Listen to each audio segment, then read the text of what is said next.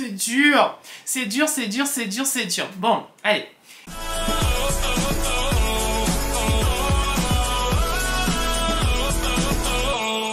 Hello tout le monde, c'est Mathieu, j'espère que vous allez bien, j'espère que vous portez bien.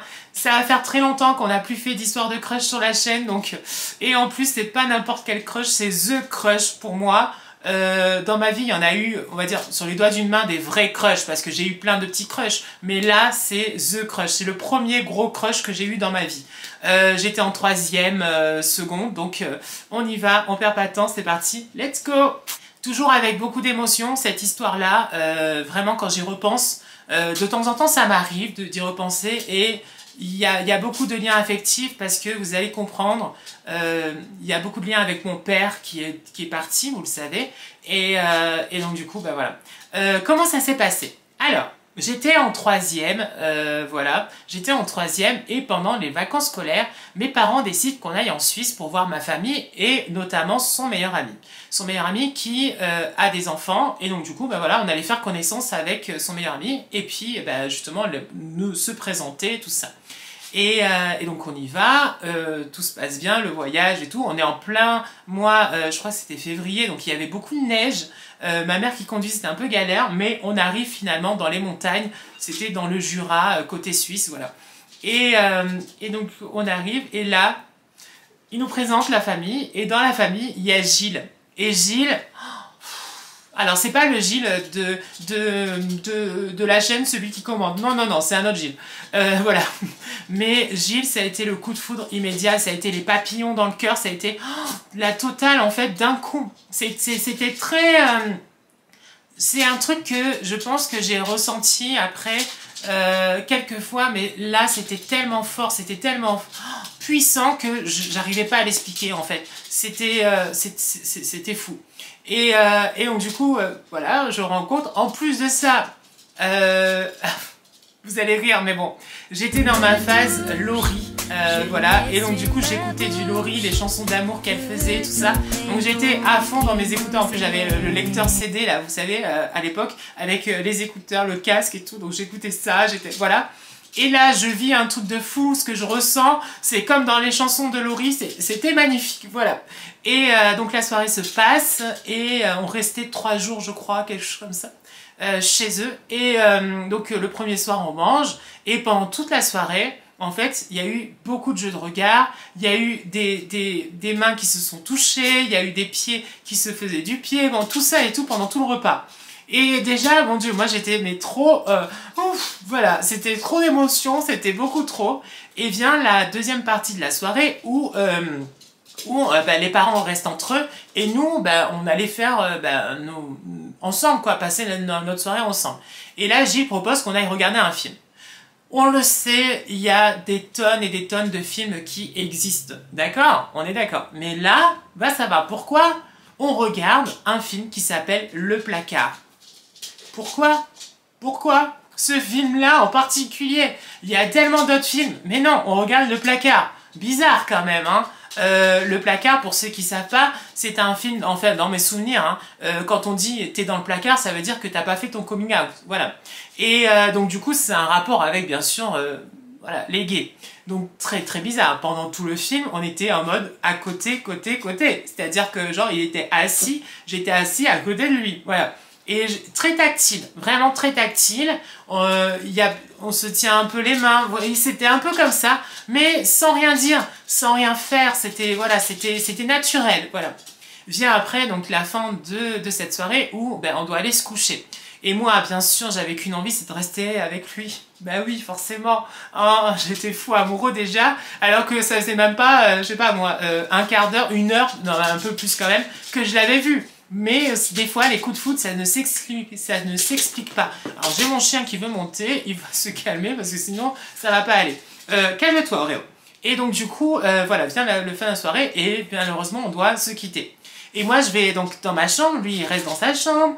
La soirée, je suis un peu gênée. Parce que je sais pas, est-ce que je dois sortir de la chambre pour aller le retrouver? Est-ce que, voilà, et finalement, qu'est-ce que j'entends à la porte?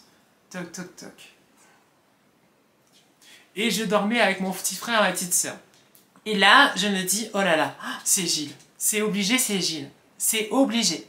Et en fait, oui, c'était Gilles. Donc j'y vais. Et en fait, il me dit, bah, tu t'arrives à dormir et tout. J'ai dit, non, j'arrive pas à dormir. Et du coup, on passe, on va dire, presque la partie de la soirée, la deuxième partie de la soirée, et presque la nuit, ensemble, en fait, à l'extérieur. Donc, à l'époque, moi, je fumais pas du tout. Non, mais c'est vrai, je fumais pas, je détestais l'odeur du tabac.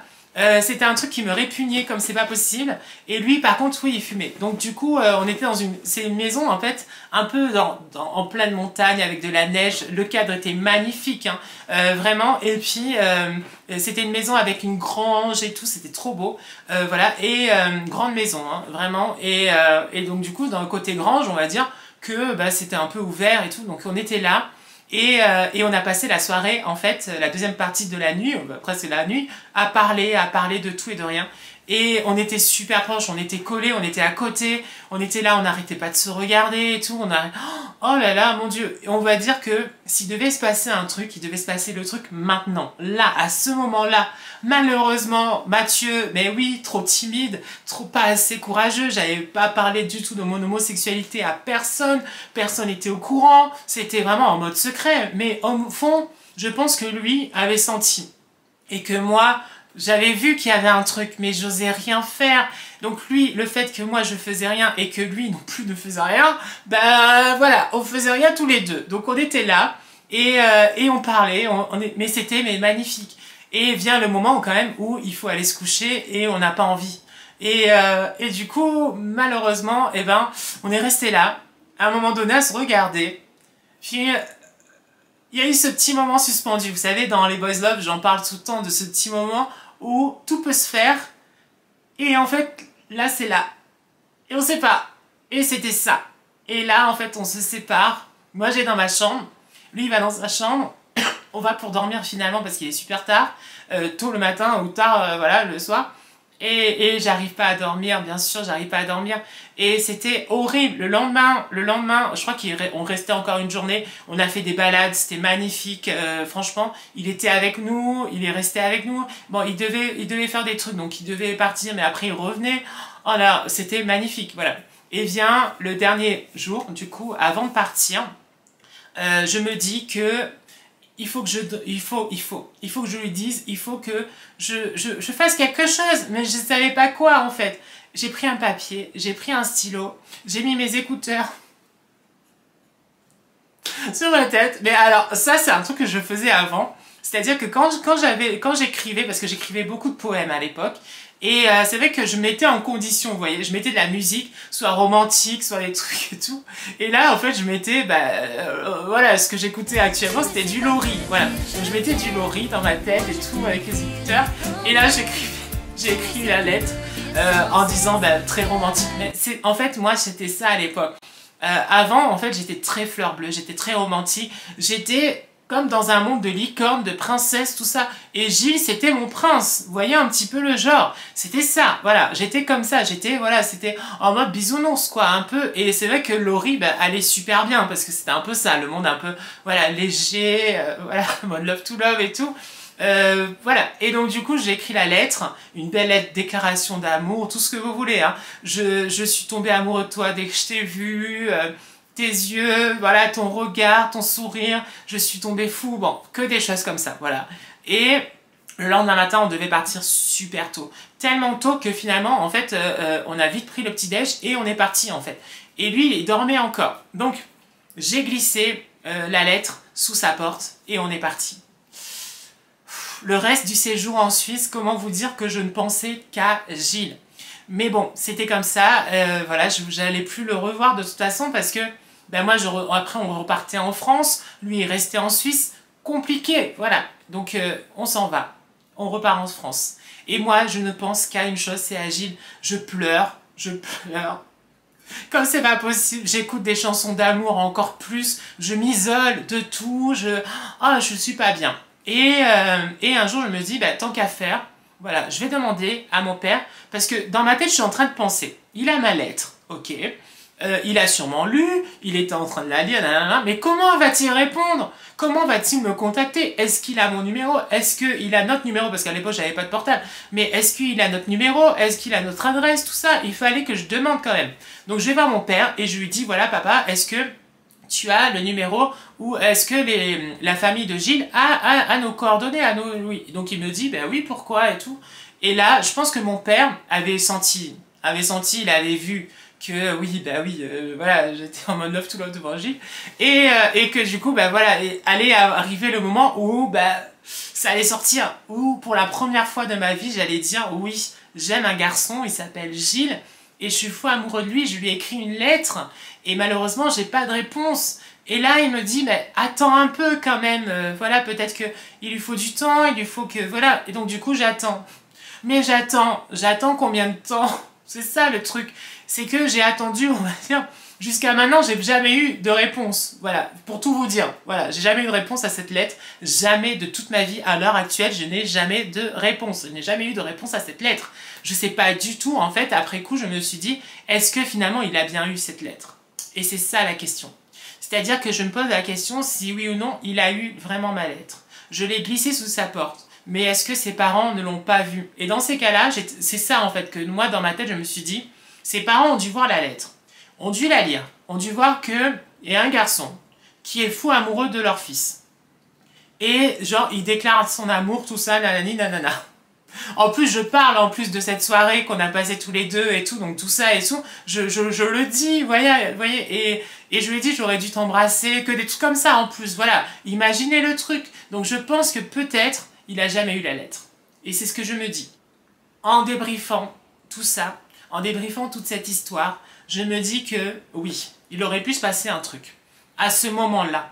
C'est-à-dire que lors de la soirée où on n'a passé que tous les deux, où on est resté tard dans la nuit, où on est resté vraiment là, mais c'était juste magique en fait. Et ce moment-là, il n'était que à nous, on va dire. Et ce moment-là, en fait, si j'avais eu le courage, si j'avais eu la force, mais j'ai regretté, hein, pendant des années, vous savez pas à quel point j'ai regretté de ne pas avoir pu tenter quelque chose, vous voyez. Et bon, c'est comme ça. La lettre, est-ce qu'il a eu? Je ne pense pas. Ou peut-être que oui, mais finalement, c'est vrai, il vivait en Suisse, moi je vivais en France, c'était un peu compliqué, donc bon, c'est comme ça. Mais en tout cas, je voulais vous la partager parce que c'est vrai qu'elle m'a marqué. Elle m'a énormément marqué cette histoire. Gilles m'a... ça a été pendant des années. Gilles, j'avais Dieu que pour lui, je pensais qu'à lui, j'avais sa photo tout le temps. C'était, je dormais à côté, je mettais en fait mon lit. Il y avait mon lit là, et j'avais le rebord de mon étagère en bois, et j'avais collé la photo de Gilles à côté. Je faisais des bisous, comme ça et tout. Moi en plus à l'époque, comme je vous l'avais dit, j'étais à fond dans Laurie, dans toutes les chansons un peu girly, un peu tout ça, un peu léger, tout ça, donc je me voyais trop à l'intérieur. Voilà, donc bon. Mais j'ai vécu quelque chose de fort, qui m'a beaucoup marqué. Qui m'a beaucoup aussi peiné, qui m'a beaucoup déçu. Et du coup, c'est vrai que ça n'a pas empêché que je reste fleur bleue, que je reste romantique, voilà, à souhait, que je reste tout le temps, voilà, en mode crush sur un truc et tout. Ça n'a pas empêché. Mais bon, c'est comme ça. Pendant très longtemps, ouais, Gilles, c'était voilà, mon grand amour de toute ma vie. Mais bon, voilà. En tout cas, vous savez, mon gros crush, le tout premier, et oui, voilà, je voulais vous en parler, je voulais vous faire une petite vidéo pour déjà marquer et surtout garder une trace, voilà, de cette histoire, parce qu'elle m'a marqué et puis elle m'a permis de faire mon coming out auprès de ma famille aussi.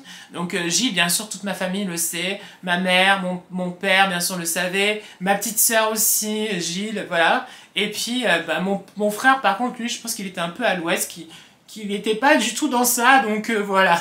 Mais bon, en tout cas, j'espère que cette histoire vous a plu. Même si finalement, elle a rien donné, mais bon, c'était beau le moment, on va dire, le moment où on a vécu ensemble, entre guillemets ensemble, voilà. Mais bon, voilà. Plein de bisous, portez-vous bien, et à bientôt, bien sûr, pour d'autres vidéos. Ciao, ciao, bisous, ciao.